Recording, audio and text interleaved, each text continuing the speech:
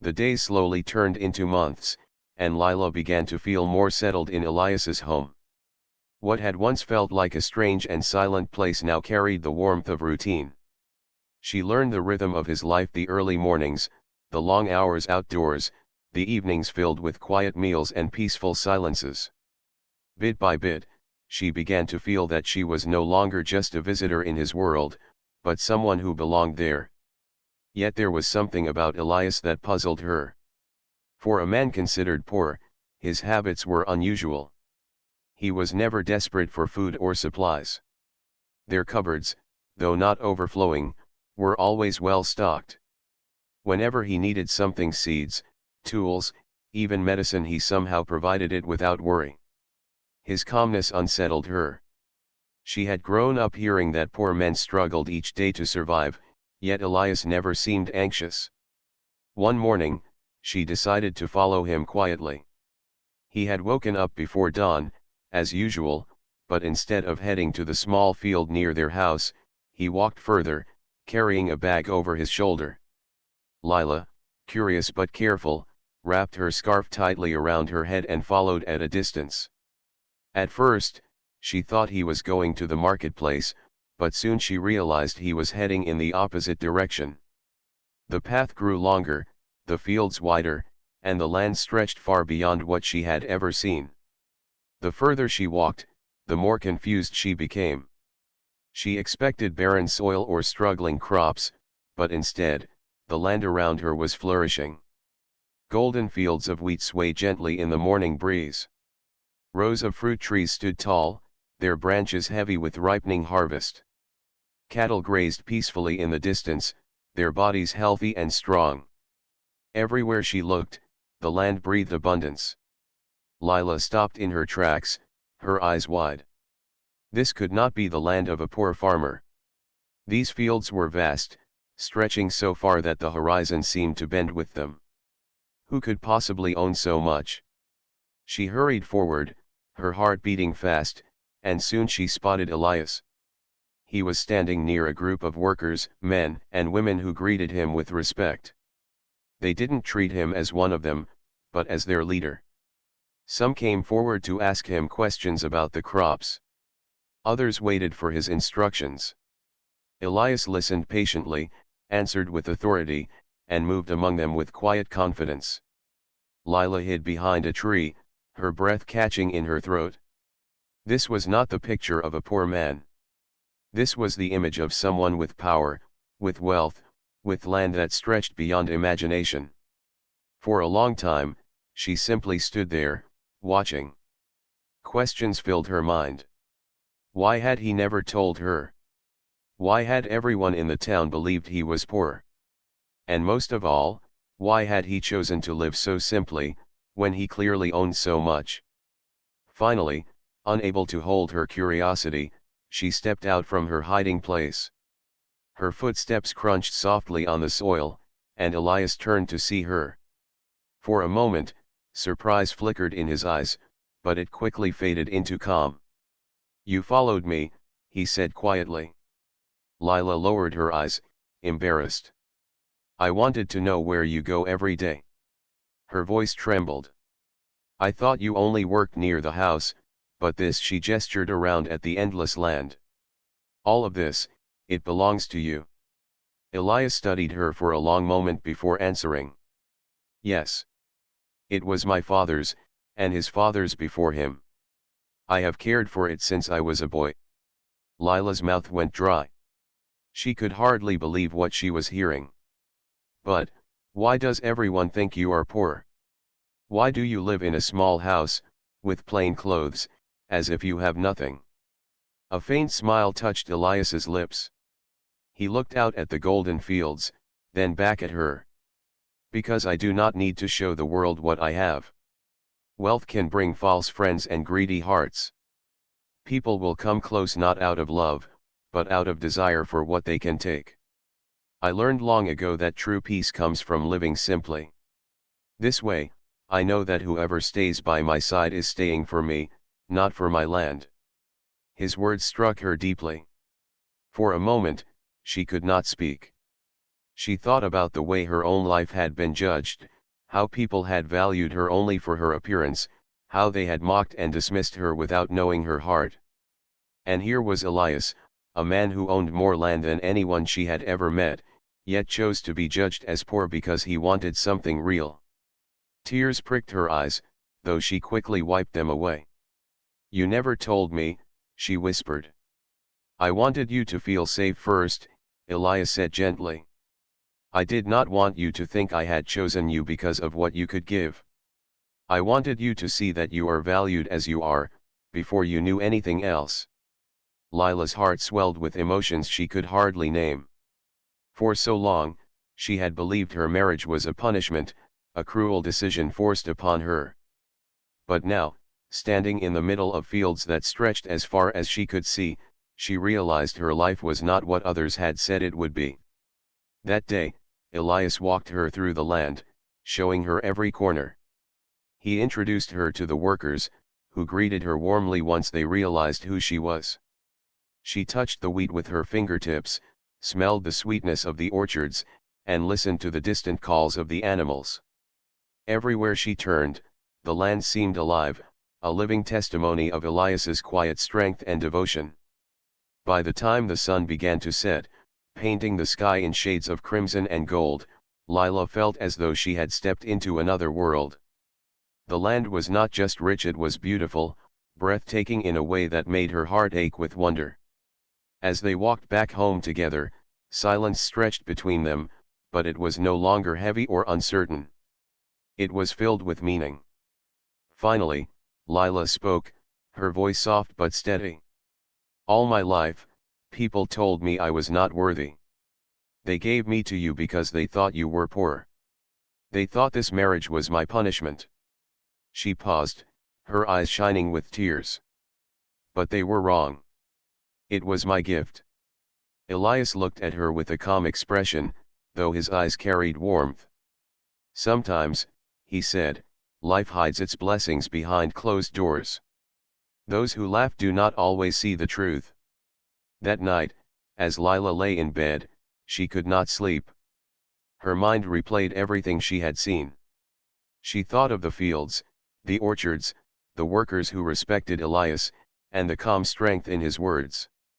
For the first time, she allowed herself to dream not small, fragile dreams, but wide, open ones, as vast as the land she had walked through. She realized that her story was no longer about punishment. It was about discovery. It was about finding worth where the world said there was none. And though she did not know what the future would bring, she felt certain of one thing: she was no longer the girl everyone had mocked. She was the woman who had stepped into a hidden kingdom of gold and soil, beside a man whose true wealth was not only in the land he owned, but in the heart he carried. After discovering the truth about Elias's land, Lila's heart was filled with new feelings: wonder, respect, and gratitude. Yet, more than the riches of the land, it was Elias's humility that stayed in her mind. She thought about how he could have lived in a grand house, worn fine clothes, and shown his wealth to the world, but he chose not to. He chose simplicity. He chose peace. And in that choice, she saw a lesson that slowly began to change her from within.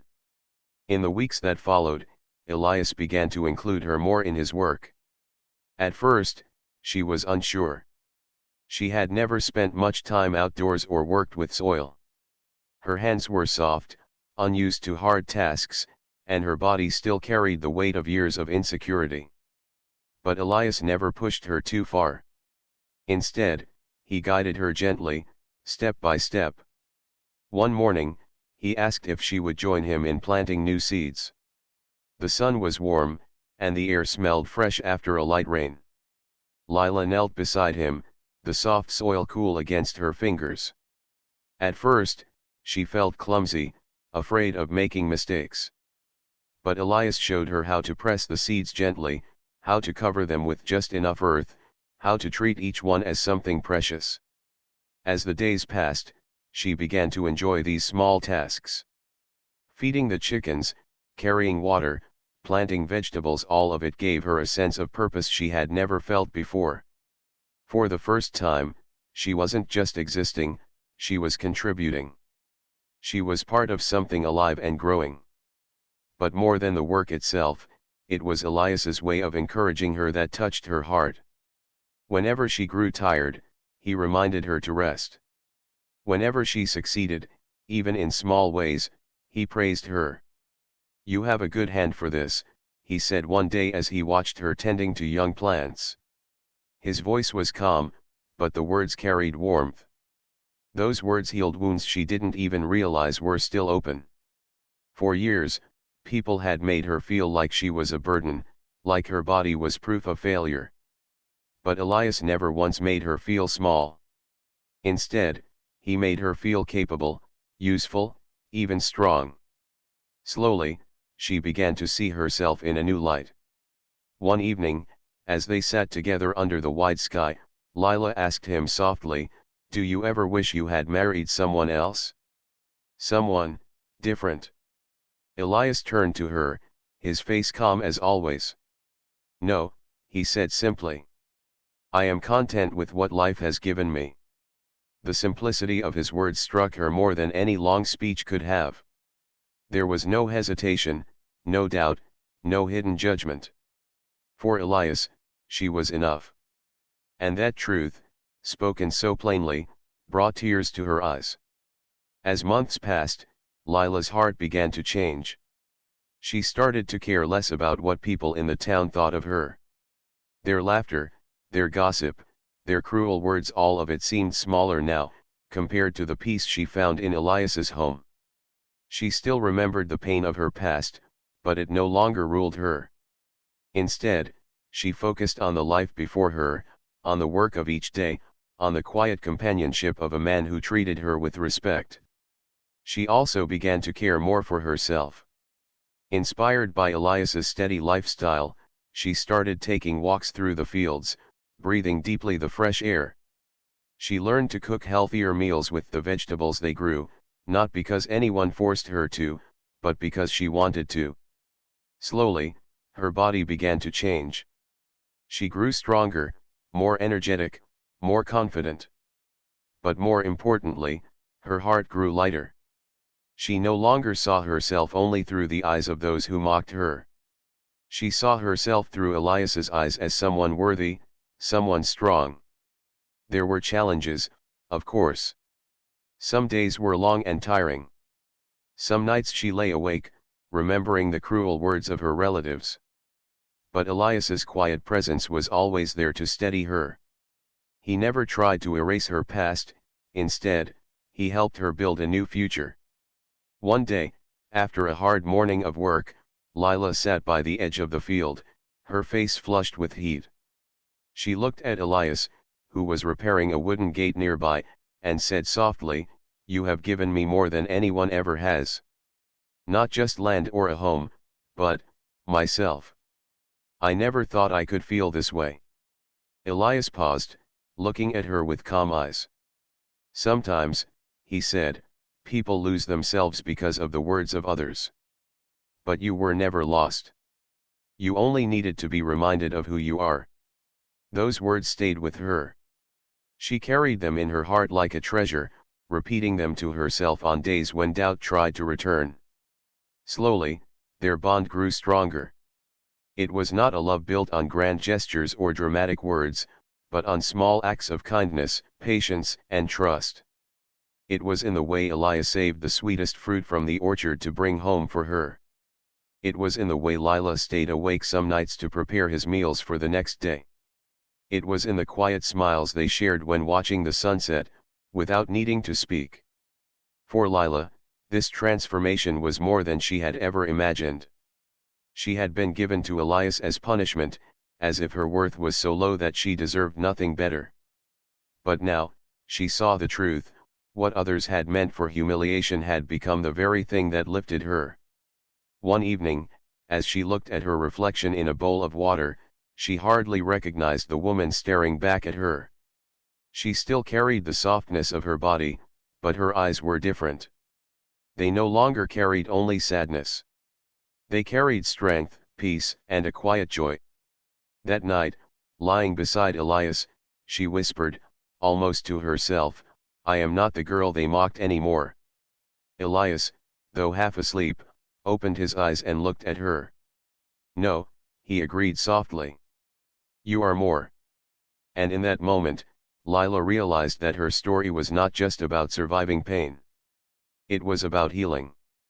It was about finding dignity where none was expected, about discovering love in the simplest of places, about becoming more than what others had believed she could be. Each new day on the land became another step in her transformation.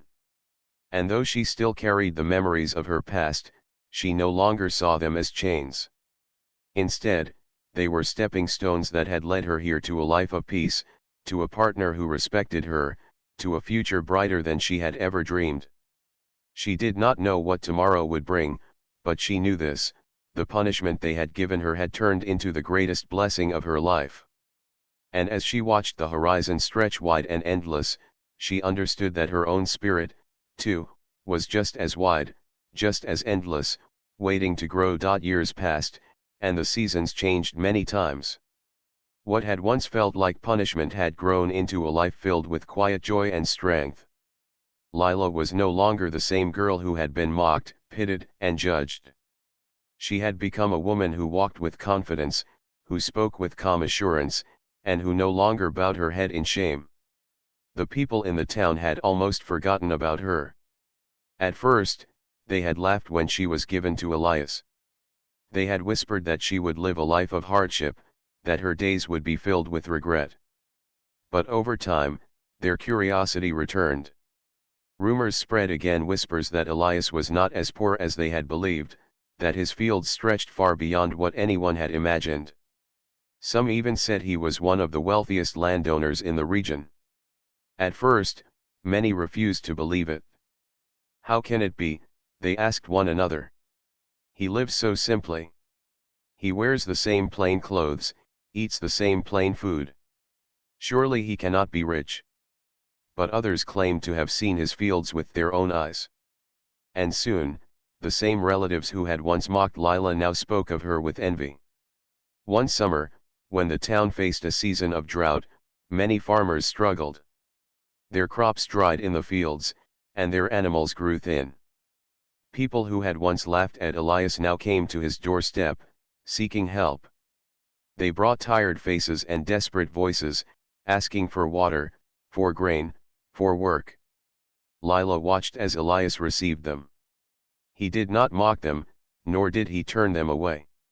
Instead, he opened his barns and shared what he could. He gave seeds for planting, food for families, and work for men who had nothing left. His generosity surprised everyone, but Lila was not surprised at all. She had lived by his side long enough to know his heart. He had always chosen humility over pride, kindness over judgment. Yet what surprised the visitors most was Lila herself. When they entered the courtyard of Elias's home, they no longer found the girl they once ridiculed. They saw a woman with steady eyes, her voice calm and full of dignity. She welcomed them kindly, offered them food and water, and spoke with the quiet authority of someone who belonged there. Some recognized her and whispered among themselves, "Is that really Lila? The one we used to call names? She looks so different now." Others lowered their heads in shame, remembering the cruel things they had said. Lila noticed their glances, but she no longer felt hurt. Instead, she felt a sense of peace. She did not need their approval anymore. She had already found her worth, and it was far greater than their opinions. One afternoon, as she stood in the shade of the orchard, she thought back to her past. She remembered the day her relatives had laughed, the whispers of the guests at her wedding, the heavy feeling in her heart as she was sent away like a burden. She remembered the tears she had cried at night, believing she would never know respect or love. But then she thought of what had come after Elias's gentle kindness, the vast land that had been hidden from her, the slow transformation of her spirit, and the peace she now carried within her. What once felt like the cruelest moment of her life had turned into the very beginning of her healing. That evening, she spoke to Elias as they sat watching the sky change colors. "Do you remember," She asked softly, "The day I first came here? I thought my life was over. I thought I had been given to you as punishment. But now, when I look back, I see that it was the start of everything good in my life." Elias looked at her with his calm eyes, the corners of his lips curving slightly upward. "Life has many faces," he said. "Sometimes it shows us sorrow before it shows us joy. Sometimes what feels like a curse is really a hidden blessing." Lila smiled, her heart full. She knew he was right. As the years went on, Lila's reputation changed completely. People in the town no longer spoke of her with pity. They spoke of her with respect. They saw her not as the girl who had once been mocked but as the woman who stood with Elias, managing the vast lands, caring for workers, and extending kindness to those in need. But for Lila, the greatest change was not in how others saw her. The greatest change was in how she saw herself. She no longer avoided mirrors. She no longer hid her face in shame. She had learned that her value was not measured by her size, her appearance, or the cruel words of others. Her value was in her heart, her strength, and the love she shared with Elias. One day, some of her relatives visited. These were the same people who had once suggested giving her to Elias as punishment. They came with nervous smiles, their eyes avoiding hers at first. They asked for Elias's help, and of course, he gave it freely. But when they looked at Lila, they struggled to speak. Finally, one of them said, "We were wrong about you. We did not see who you truly were." Lila listened quietly. In the past, she might have felt angry or bitter. But now, she felt only calm. She smiled gently and replied, "Sometimes people do not see clearly. But life has a way of teaching all of us." Her words carried no anger, only wisdom. And in that moment, her relatives felt the weight of their mistakes more deeply than if she had shouted at them. That night, as Lila and Elias sat together under the stars, she thought about forgiveness. She realized that holding on to bitterness would only keep her tied to the pain of her past. But letting go, choosing to forgive, set her free completely. And so she forgave them, not because they deserved it, but because her heart had grown too large to hold anger any longer.